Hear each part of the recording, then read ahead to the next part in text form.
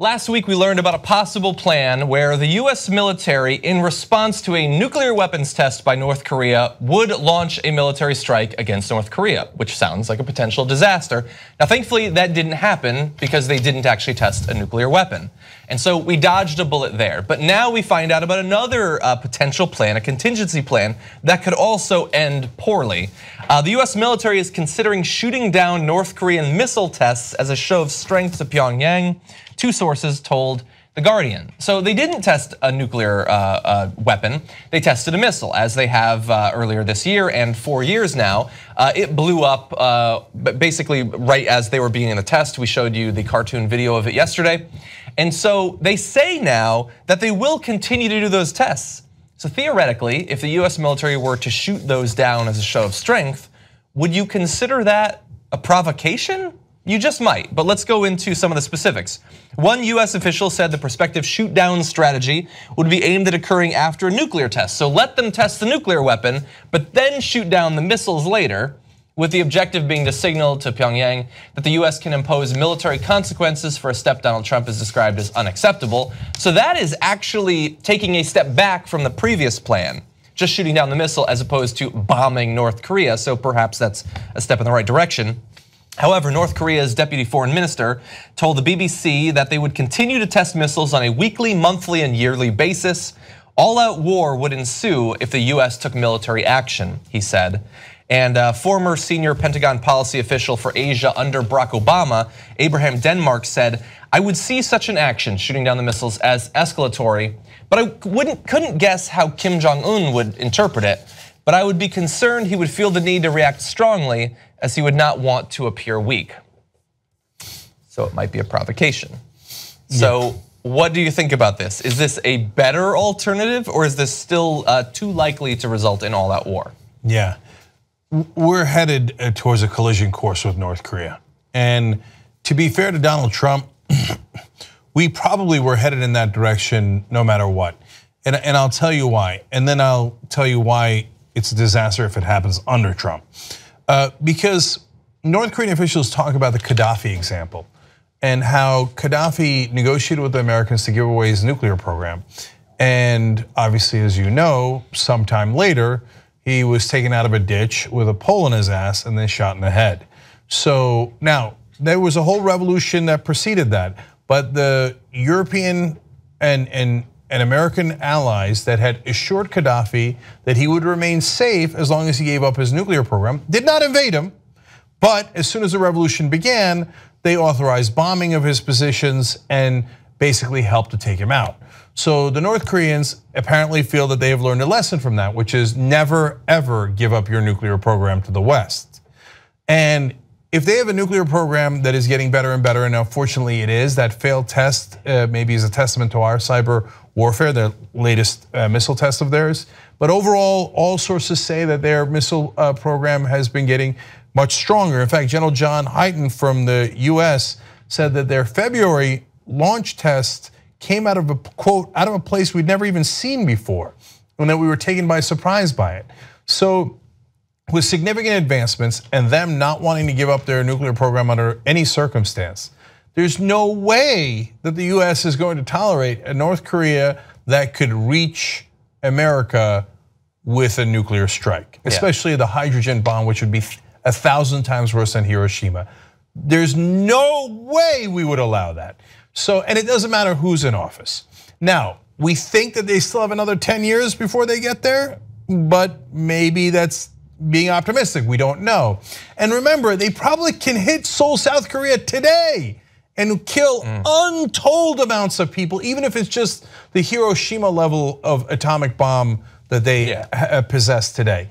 So now, if we're on a collision course with North Korea, man, I would work triple overtime to find a way to, again, be able to take out enough of the North Korean leadership and bribe everyone else in North Korean leadership with, look, what do you need? You need $1 million, you need $10 million a head per general, per colonel, per lieutenant to not go to war and to turn the Kim Jong-un over and whoever else you need to turn over? Because it's not like we haven't done that in the past. Yeah. When we went from the 1950s to the 70s, 80s and beyond, deposing people that were not friendly governments, yes, we often did it through violence, but oftentimes we also went in and bribed everyone around leadership. And that's why it was easier to topple those governments. So we're gonna have to take care of this issue. But if it happens under Trump and we're not patient and we don't set up all the right ways of doing it. Strategic patience is over, by the way. Yeah, I know. And so the thing is, by patient, I don't mean punt. And I'm afraid that both Democrats and Republicans in the past have thought, this is too hard a problem. Unlike Trump, they knew it was complicated. And they punted.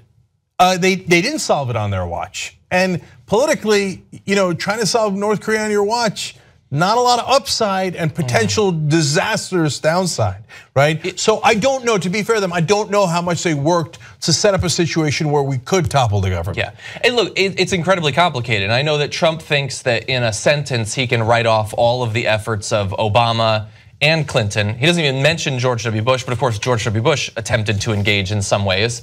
And look, to some extent, if they still eventually develop nuclear weapons, it is punting.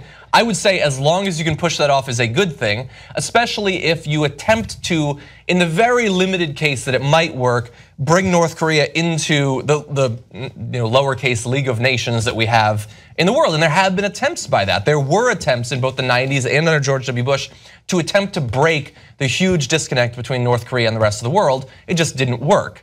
Now, look, if they were to develop nuclear weapons, that is a disaster. It is not game over because, of course, we have missile defense. In 10 years, we'll have even more advanced missile defense, and we'll have had an additional decade to stage it all over South Korea and Japan and the rest of the region, let alone the west case of the US. But I agree that simply because, and I agree, inevitably there was going to be tensions with North Korea. But this was number 6 perhaps on the list of reasons why Donald Trump could not become president. Because I don't know if there's anyone less qualified to deal with the situation. In the end, it'll probably be Jared Kushner that's put in charge of it. But Donald Trump is not responsible. He cannot handle the situation. I know people have convinced themselves that Hillary Clinton would be exactly the same when it comes to North Korea, or that if she became president, then they've performed this mental jujitsu on themselves where they think instantly we go to nuclear war with Russia.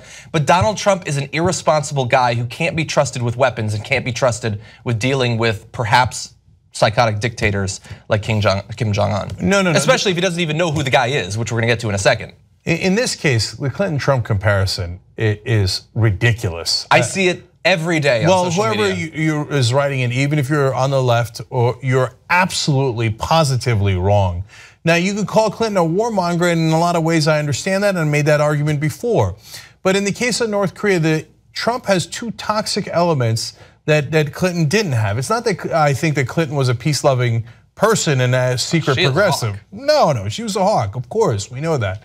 But Trump, one, has this need to prove himself, and they keep talking about how they're going to, quote, impose military consequences, right? And he talked tough, and he has to show, when Obama said he was going to draw the line, and he didn't draw the line. When I draw the line, there's going to be consequences. When I say something is unacceptable, which he's already described as unacceptable. Now, Obama and Clinton, they're pragmatists, for better or for worse, and I don't like their kind of pragmatism. But if they thought, all right, well, if I draw the line, millions of people might die, they might rethink it. Yeah. Whereas Trump thinks, no, I gotta prove myself, right? And he never thinks 2 steps ahead. No. The fact that he is incredibly stupid is relevant here. And then, of course, the more important part is ego. Kim Jong-un's not gonna show me what to do. I'm gonna show him what to do. But you incompetent buffoon, you don't even know his name, let alone where he's hidden all of his missiles. And that ego will, A, is more likely to cause conflict, and B, way more likely to underestimate the enemy. And the North Koreans are a disaster in everything but weapons. Yeah. And they have all those weapons buried in their mountains in places that we don't even know. All they've been preparing for 60 years is all-out war. And so if we blunder into North Korea unprepared, we are going to unleash something that is going to be very hard to undo. Yeah. And look, John, you've been reading about the Korean War from back in the day, from 64 years ago. And there is not any amount of bombing you could do of North Korea, if you don't get their leaders, that they will surrender to. And imagine how many bombs, even conventional bombs, North Korea could unleash on our allies in South Korea and Japan, and the amount of damage that would do to the world economy. And when you have a situation that precarious, we have a buffoon, a child, even in the Yemen strike, completely unprepared at the helm. Oh boy. Who has said that he himself wants to use nuclear weapons. Guys, this is look, if we stumble into this, and Trump is far more likely to stumble into it than any president of our lifetimes, it could be an epic disaster. If you thought Iraq was bad, wait till North Korea launches all its missiles. You think we're gonna take them all out? I hope so. But God help us if we don't. If you're a member of the Young Turks, you not only get the whole 2-hour Young Turks show on demand anytime you want, ad-free, but you also get so many other shows. Old School, you'll love it. Aggressive Progressive for guys who are true progressives. Now also Nerd Alert for gaming and tech. What the Flick for movie reviews. You will love it. Check it out right now at tytnetwork.com/join.